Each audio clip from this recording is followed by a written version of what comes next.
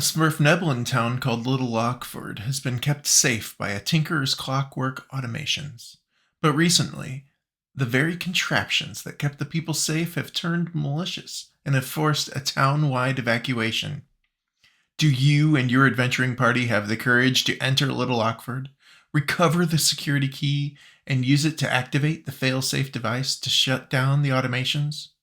I'm John, and you're watching Dragons and Flagons. Tockworth's Clockworks is a fifth level adventure in the anthology book Keys from the Golden Vault. I'm going to struggle with Tockworth's Clockworks the entire time, so I apologize. If you're planning on using or playing this adventure in the future, or if you want to read it yourself, or you think that knowing anything about this adventure or story in advance will spoil your experience in any way, back out now. I'm going to be digging deep into this adventure, not only to help dungeon masters prepare, but also I would like to provide you my thoughts to let you determine if you want to play this game with your party or not. All right, so what happened? What's this adventure about? A tinkerer gnome named Tixie Tockworth created a clockwork automation to protect the town of Little Lockford. It's going to be a long one. She also decided to become a mechanical being herself. Through a series of procedures, she replaced parts of her body with machinery she created within her own workshop. At some point, Tockworth lost all compassion and empathy for her fellow townspeople. After her friends unsuccessfully urged her to stop, the local militia finally stepped in to help shut her down. That's where things went bad. Tockworth unleashed her automations on the citizens of Little Lockford, killing many and driving the survivors out of town. The survivors then magically sealed the doors to keep the automations from escaping. So really, that's the gist of it. You've got to go clean out this town. Let the people back in. Whether you're using the Golden Vault or any other character hook to get the players involved, ultimately the adventure starts when you meet the mayor, Bryeth Broadfoot, who not only explains all of this to you, but also asks the adventurers to infiltrate the town and retrieve the security key last seen in Tockworth's possession. You need to use this failsafe device in Tockworth's workshop, which will permanently shut down the automations. As for Tockworth herself, that's completely up to you. During the conversation, Mayor Broadfoot provides a hand-drawn map of the town. The mayor doesn't realize a few of the locations are mixed up, but does inform the party of a few items that she forgot to get in her desk while she was leaving. There are 4 potions of healing, dust of disappearance, and 2 flasks of alchemist's fire. But that's not the actual reward for the adventure. If the characters can retrieve the security key and shut down the automations, Mayor Broadfoot promises to award the party with a ruby ring worth 5,000 gold pieces, boots of striding and springing, a drift globe, and a stone of good luck. It's not too shabby. So let's talk about Little Lockford. Little Lockford is a decent-sized town with 6 different districts in it. Old Lockford, Halfway Isle, Turbine Heights, Smolder Town, Cave Mouth, and the Overlook. The entire town sits within a lake of fire, or magma, that provides the oh-so-fuzzy feeling when you fall. To connect the districts together, there are drawbridges, connecting all the towns. These drawbridges can raise and lower like modern-day drawbridges. Tockworth has raised a few of the bridges already, but there are councils in the power stations and security center to raise and lower these on your own. And like any good town, there's lots of buildings, but not every building has been called out specifically. So this adventure conveniently adds a D100 table to help you kind of flesh out the world if your characters need to duck into some other building at some point. Suspended above the magma lake is a carousel-like chain of dangling steel buckets that they call the slag line. The buckets kind of circle the city in a counterclockwise motion, traveling district to district, collecting ore and gems, and starting at the Cave Mouth district and delivering it to the Smolder Town district for smelting and refining before traveling past the Turbine Heights to Old Lockford, where they are sold. The buckets start and stop in 1-minute intervals, which would allow the characters to use them as transportation between districts. I'm really seeing this, I envision this very similar to one of the Star Wars movies where they jumped into those lava buckets and whatever. So we've talked about, the what and the where, but let's see who we have in this adventure. We've sort of met Tixie Tockworth, the Tinkerer Gnome. She's been performing magical procedures on herself, replacing parts with machine parts. Kind of a General Grievous. Maybe this is a Star Wars adventure. But Tockworth has also created Clockwork Defenders and Clockwork Observers, both of which are new monsters introduced in the story. Little Lockford has 20 mechanical hounds, I guess, also known as the Clockwork Defenders. These are CR1 medium constructs whose eyes glow and can project intense but harmless beams of light. They have headlights. They can't be charmed, exhausted, frightened, paralyzed, petrified, or poisoned. Nor do they need air, food, drink, or sleep. It has a single attack called the Electrified Bite, which is a melee weapon attack with a +5 to hit and a reach of 5 feet to one target. On a hit, it'll deal 1d8 plus 3 piercing damage, plus an additional 2d6 lightning damage. Any creature must succeed in a DC 13 strength save, or be grappled and take that damage again at the start of the defender's next turn. The other new monster is the Clockwork Observer. Little Lockford has 8 of these, tasked with basically monitoring the streets, ensuring nothing has penetrated the city's defenses. If an observer detects intruders, it contacts Tockworth telepathically, letting her know where the intruders are, followed by a piercing shriek loud enough to summon 1d4 Clockwork Defenders. It'll take them 2 rounds to show up. And this thing also flies. The observers are a CR0 tiny construct that can't be charmed, exhausted, frightened, paralyzed, petrified, or poisoned. While the observer doesn't have any attacks, it can shriek, like we mentioned there, and then basically for the entirety of its turn. And that shriek can be heard 300 feet away. It doesn't provoke an opportunity attack when it flies out of the enemy's reach, and it can telepathically convey what it sees to its creator, Tockworth. Basically, it's an aerial drone used for spying. There are a few other NPCs in here, but no one really notable enough to stand out above the crowd to get called out here. I'm not saying they're bad. They are, but they really could be anyone, and they're not the point of this adventure. They are good plot devices to push the story forward and flesh out the world a bit, but I'll call out those NPCs as we encounter them in the districts. So let's take a look at those districts. I recommend getting to know each one of these districts and getting to know each one's personality, personal opinion. Giving each one its own feeling will really expand this world to be much bigger than it really is, and it gives the player something unique to explore while they're hunting down the key card in Tockworth. We'll start with Old Lockford, and once the players are ready to enter, they'll be introduced to Sergeant Yombad Cragnukle. Cragnuckle's a deep gnome and the highest ranking member of the surviving militia. He walks with a limp and is bandaged up, showing that he saw some combat during the evacuation. Sergeant Cragnukle does not speak Common, so if none of your players speak Gnomish, Terran, or Undercommon, you can either give them a hard time and let them flex their roleplay muscles by figuring out a way to communicate with this individual, or you can just give Cragnukle the common language. Assuming your characters can talk to him, Cragnukle does give some good advice, which is to move quickly and quietly around the town as to avoid the automations, hence the heist. Also to avoid the cave mouth district, if possible, because the automations normally keep cave monsters out of the city, and with Tockworth going crazy, they probably aren't doing their job at the moment. So, foreshadowing, there could be some monsters down in the cave mouth district. And finally, the sergeant remembers that there are some potions of healing and healer's kits in the infirmary.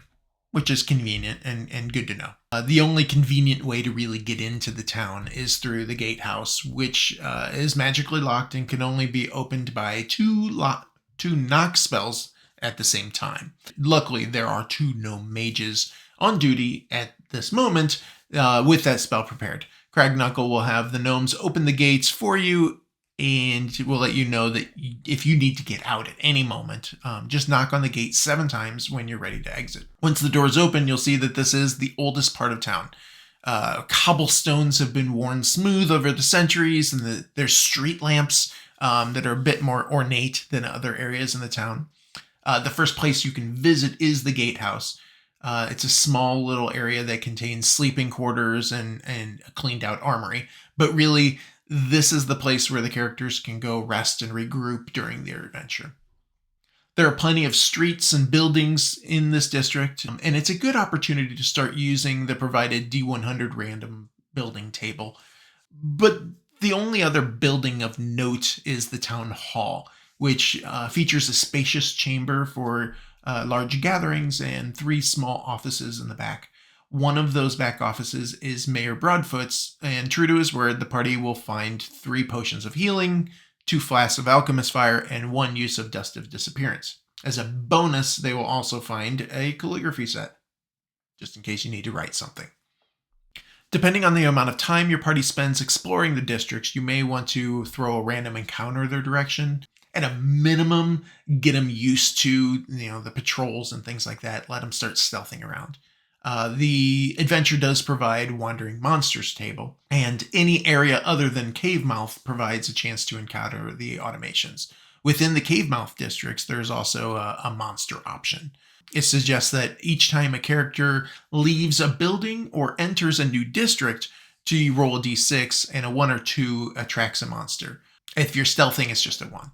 Obviously, you need to keep an eye on this because things can get out of hand pretty quickly. So my recommendation would be to have them explore the streets, to see the different automations patrolling the streets, and make this more of a dex challenge.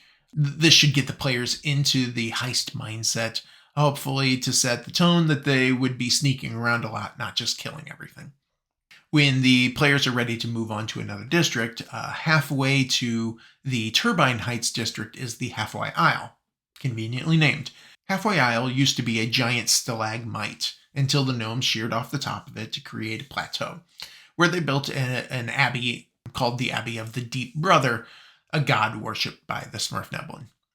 Basically, there's a monk named Abbot Cadova, I believe, who lives here. He tried to escape during the evacuation, but was chased back by the automations. Shortly after coming back, he heard some noises of 2 escaped prisoners who showed up. Now he spends his day basically casting the Meld to Stone to keep hidden from these prisoners. The 2 prisoners are a goblin boss named Slunk and a bugbear bodyguard named Yuzik. They both escaped the custody of their guard as they were being led from the jail during the evacuation. They took up residence in the Abbey and will do anything to survive. There's a lot going on in the Abbey, so I recommend taking your time through this one. It's a small district, but you've got a lot of role play that you can do here. Let the players explore, add some extra clues here, maybe food crumbles or a freshly slept in bed, even a full privy. The choice is yours, but the monk will reveal himself when he sees the characters are safe, and he desperately wants to leave the city. I would maybe, to gain the trust of both the criminals and the monk, add some sort of encounter here, or maybe even have the criminals fighting one of the clockwork automations. And if the characters can come in and save them, now you've earned their trust and potentially even earned the monk's trust. Maybe through some conversation of, we're here to save the city. I don't know. Choice is yours, but I highly recommend adding a lot of role play here with a really simple, easy encounter just to get the juices flowing a little bit. Next up is Turbine Heights, where members of the militia and their families used to live. It contains the power station and the infirmary. This whole area is covered in steam, making the district slightly obscured. So basically, all perception checks that rely on sight have disadvantage. The steam was caused by a backup in the power station because a clockwork defender got stuck in a turbine. The district has 3 primary locations: the infirmary, the jail, and the power station. And I personally would flavor this area as residential.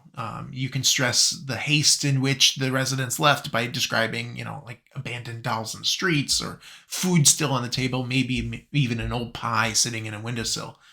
In the end, this is where people lived and raised families, and in direct contrast with the lack of visibility in the streets. Add a real thick layer of tension. You can't see well here. The infirmary is pretty much what you would think it is. It's just a little hospital area where you can patch people up. This is an area where the characters can find more healer's kits as well as potions of healing. There's 6 of each. They're giving you a lot of healing in this, so maybe use that as also a clue to your party, your adventurers, that maybe they shouldn't go running out headfirst into battles with these automations. The jail is littered with dead gnomes, another clue to the adventuring party. And it looks to be the site of a small battle between the prison guards and Tockworth's automations. There's also a destroyed clockwork defender here. I would use both of these locations to stress the importance of how dangerous these automations can be. The infirmary provides the party with additional healing supplies, but couple that with the destruction outside of the prison, it should really tip them off. To add even more flavor to this, you can provide a story from the prisoners found in the Abbey, assuming they came with you. Either have them explain the battle when you first met them over in Halfway Isle, or this could be verification that they're not lying, that they're telling the truth, or they could explain the battle once you get here, assuming they're with you. The final area in this section, which is probably the most important one, is the power station. Within this area, the characters will gain control over every bridge, light, and the slag line within the entire adventure by providing an option to turn things on and off, or in the cases of bridges, raise and lower them. But before they can turn on the lights or shut down the slag line, they need to fix the damaged turbine. On a quick investigation, the party will see that there is a damaged clockwork defender trapped within the turbine. It's restrained and unable to free itself, but it can attack if someone comes close enough, 5 feet. One way or another, the characters need to dislodge it, which will make the power station stop spewing steam. Once the steam stops, the streets will eventually clear, and now you can have a nice little residential area where now you just need to worry about more automations. After that, we'll take a look at the Cave Mouth District. In this area is where most of Little Lockford's miners lived and worked. The bridges to this area have been raised, and all the street lamps have been shut off. To turn everything back on and to lower the bridges, the characters will need to take control over the power station in Turbine Heights District or the security center in the Overlook District. And we'll get to that one in just a bit. I would really stress the mining theme to this district. I think there would be a lot of soot everywhere in general. It would be a little more dirty than the standard residential area. This would also be a chance to use the monster random encounter table. And depending on how far you want to go with it, once the bridge is lowered, you could provide an opportunity for monsters to exit into other areas. If all the bridges are up, the monsters are contained here. But you're a couple districts over and you lower those bridges knowing that you're getting there, let monsters get out. Now you can have automations and monsters. It'd be kind of fun. Once in, the 2 primary locations here are the Miners Guild Hall and Warehouse 6. There's mention of the mines, but it's really kind of out of scope for this adventure, and the path leading there is blocked off by a cloaker that will try to frighten the characters away. If they persist, just keep throwing cloakers at them until they go away. Maybe even just let them know, hey, we're not going down here. Or you can spend the time and build out a mine and not play this adventure anymore. So the Miners Guild Hall is just a place for the miners to get ready for work and offices for the senior guild members. During the evacuation, the guildmaster refused to leave and died defending her building. She's now a poltergeist haunting this building. If the characters disturb her body or spend more than 1 minute in the guild hall, it'll anger her, and she'll begin throwing iron spikes and picks at them. Oh, and she's invisible. I think the intent of this building is to flesh out the lore and the people in this town, but there really isn't anyone here to explain who this dead body is and this poltergeist, and are they connected to each other. So to spice things up a bit, if you're traveling with the monk from the abbey, he can possibly explain things. Otherwise, maybe there could be a note left to explain the motives of the guildmaster. These are my last words, my final hours. I don't think I can hold them up for much longer. But even after death, I will defend my guild. Something along those lines. And that maybe it will connect it and to have this seemingly random poltergeist encounter actually connect to the story as a whole. The warehouse, on the other hand, will provide additional information around Tockworth and the mission, and that whole mission.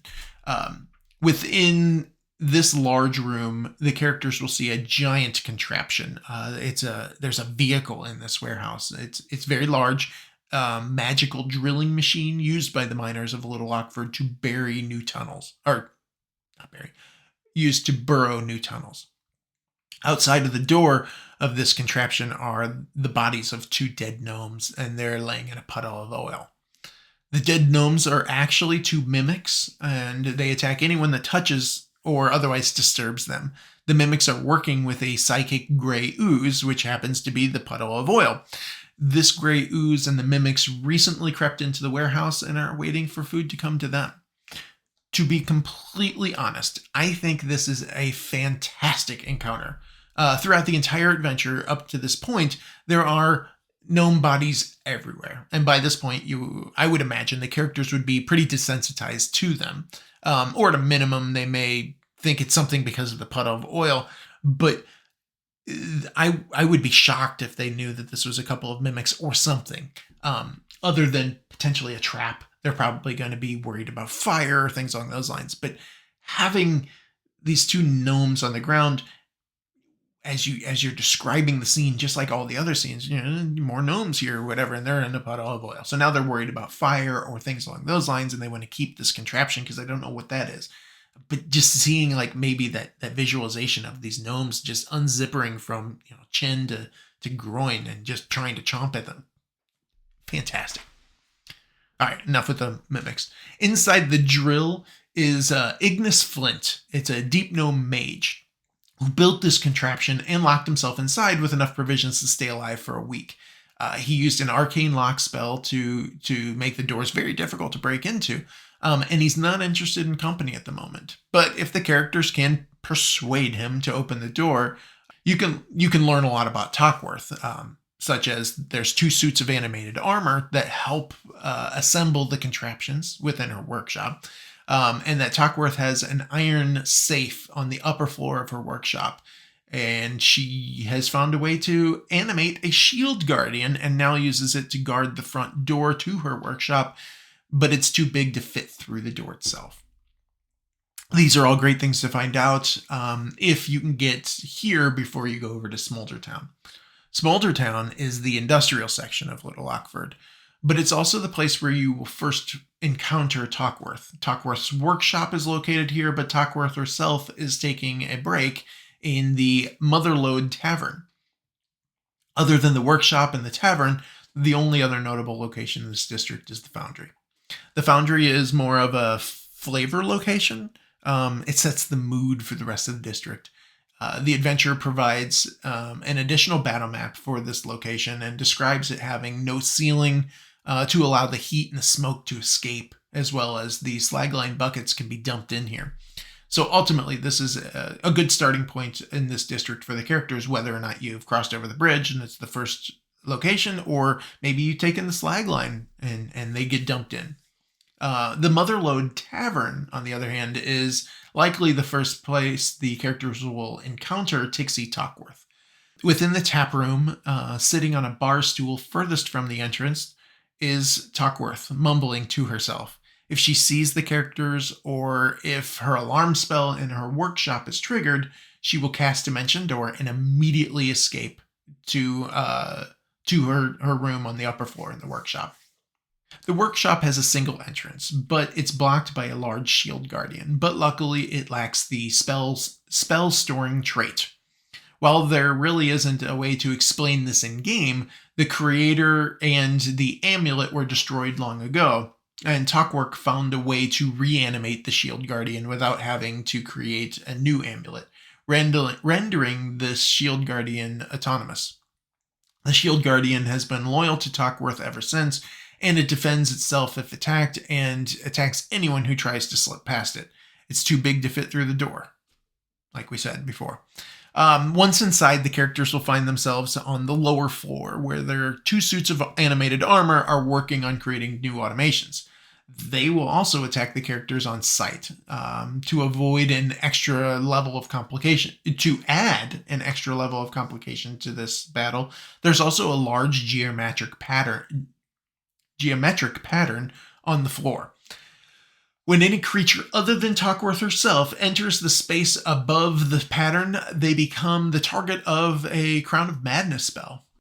Here's a quick reminder on what this spell does. One humanoid, so the automated armors are not affected, of your choice that you can see within range must succeed in a wisdom saving throw or become charmed for the duration. The DC on this is 15.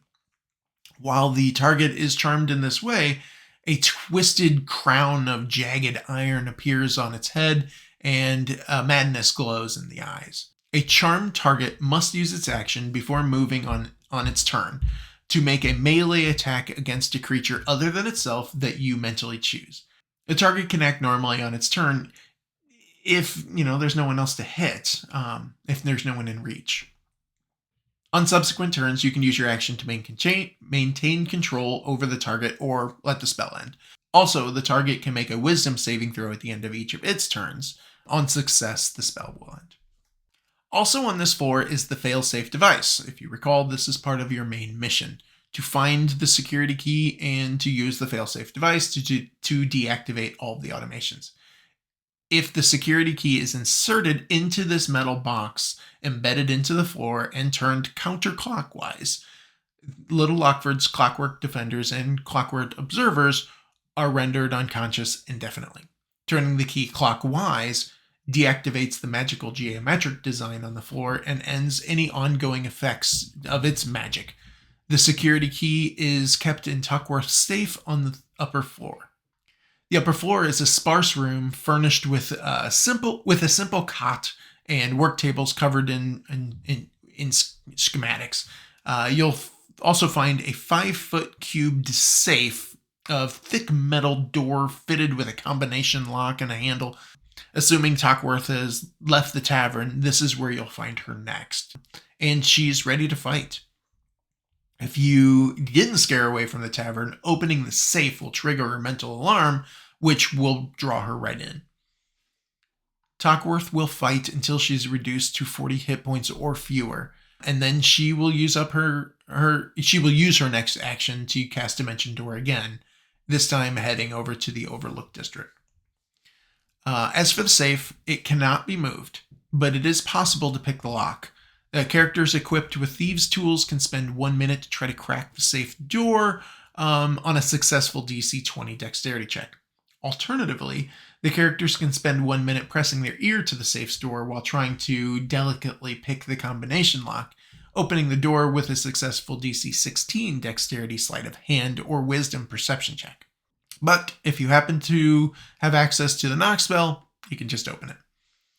The safe contains an onyx-studded jewelry box worth about 250 gold pieces. The box is unlocked and holds a zircon ring worth 60 gold, 3 amethysts, 100 gold each, and the security key to the failsafe device. Hooray. The Overlook is a beautiful but enormous hollowed-out stalactite with a luminous clock face built into the side of it. A hollowed-out central chamber of the Overlook contains Little Lockford's security center. This facility is surrounded by a rough-hewn chamber containing magnificent fungus gardens and open windows overlooking the town. Residents of Little Lockford used to come here to kind of wander the gardens and pick mushrooms and enjoy the views. Within its security center is a domed building where the characters can find the control center as well as a projection map of Little Lockford. The control center works the same as the one found in Turbine Heights, but nearby it is a magical projection. The projection of Little Lockford is a harmless illusion that changes to match the current state of things in town. For example, if the bridges are lowered in Little Lockford, the projection, has the bridges lowered. But if you raise them, they'll magically raise in the projection. The projection has no substance, allowing creatures to just pass right through it. If this area is found early in the adventures, the characters can control the bridges and lights throughout the entire city, with the benefit of seeing the results right there on the map. If you've already encountered Tockworth in the safe room, upper floor of her warehouse, you'll find her again here. She has attached an experimental jetpack to her body, giving her a flying speed of 30 feet and the ability to hover. Once you reduce her to 0 hit points, she will explode in a 20-foot radius sphere because of this experimental jetpack. Every other creature within that sphere must succeed in a DC 15 dexterity saving throw or take 3d10 piercing damage from the flying shrapnel. So really, we haven't talked about this, but what can Tockworth do? Tockworth is a small humanoid gnome with an armor class of 17 and 75 hit points. She's a CR7 enemy with a force field feature, where she generates a magical force field around herself. It has 15 hit points and regains all of its hit points at the start of each one of Tockworth's turns. Any damage she takes is subtracted from the force field's hit points first. And each time the force field regains hit points, the grapple, restrained, and stun conditions end on Tockworth. She gets 3 attacks each round, with either her short sword or a lightning discharge attack.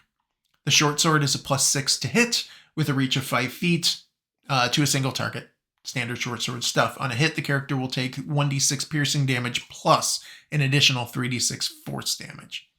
The lightning discharge is her ranged attack at 60 feet, more than enough for any of the combat areas in this adventure. It gets a +6 to hit, single target again, and 3d10 lightning damage on hit. We've seen it a few times in this adventure. Tockworth has some spellcasting abilities when she uses Dimension Door and what have you, but she has a few other tricks up her mechanical sleeve. At will, she can cast non-detection on herself, which basically prevents her from being targeted by divination magic or perceived through magical scrying. Since this has an 8-hour duration and can be cast at will, I just assume it's always on. The Dimension Door only can be used twice a day. So if you met her in the tavern and then again by the safe in her warehouse, she's used it both times and should not have that as a means of escape. Personally, by the final battle, I would assume that she's used it whether the characters witnessed it or not, and just don't let her get out. Finally, once per day, Tockworth can cast Blindness, Deafness, and Blur. Since you encountered up to 3 times by now, or this being the third, you're going to have to try to keep track of all these different spells that she's used. None of these are game-changing. Blindness and Deafness can be used to knock out the spellcaster, and Blur could definitely make her harder to hit. But just keep track of those. If that wasn't enough, Tockworth has a bonus action of Scalding Steam. This is a recharge of 5 or 6 ability where she emits a jet of piping hot steam in a 15-foot cone. Each creature in that cone must make a DC 15 dex save or take 3d6 fire damage on a fail. Half as much on a success. How would I play her? Assuming you have your 2 once per day spells, I would either use Blur or on myself or use the Blindness, Deafness on the caster while attacking with Steam on my first turn, since it's the bonus action. If you can pull it off and successfully recharge the Steam, use the other spell, and then fire again. Otherwise, flip to your melee and or ranged attacks, and if you are in the final battle, keep flying with the jetpack. One more thing to keep note, and keep track of those hit points. It's very possible you could hit her in the tavern and then get her down to 40 hit points by the safe, so by the time you get to the final battle, Assuming you didn't take a long rest or anything along those lines, Tockworth should be only at 40 hit points. So once you defeat Tockworth and shut down all the automations, the people will rejoice, and they actually raise a statue in your honor. The mayor also pays up, gives you all the treasure, and if you're using the Golden Vault in this adventure, they also provide an additional magic item. All in all, pretty good day's worth of work. I really like this adventure. While I haven't played it yet, I'm definitely planning to play it in the near future with my home group. It kept my interest, and it provides a lot of little different hooks that you can use to keep your players engaged. If you don't take advantage of them, the monk and the criminals, or the digging machine, it really could be considered like wasted space. So if you don't plan on doing those things, just kind of gloss over them, have those people depart. Also, each district is really unique, and they provide a truly different experience each time you go from district to district. Depending on how much time you want to spend in this game, you could run this multiple sessions and have a district or two take up a whole session. Just do a lot of exploring. This would require your players to want to explore and to role play with the different NPCs. So it's really up to you and your party. I also see this adventure stressing the loneliness and the emptiness of the city. At a few different parts in the story, I got Barovia vibes. But in other areas, I also got Zelda vibes while you're creeping around avoiding the bad guys, the soldiers, and things along those lines, as well as going back and forth from district to district, and having those different themes. All in all, lots of fun. Highly recommend this one.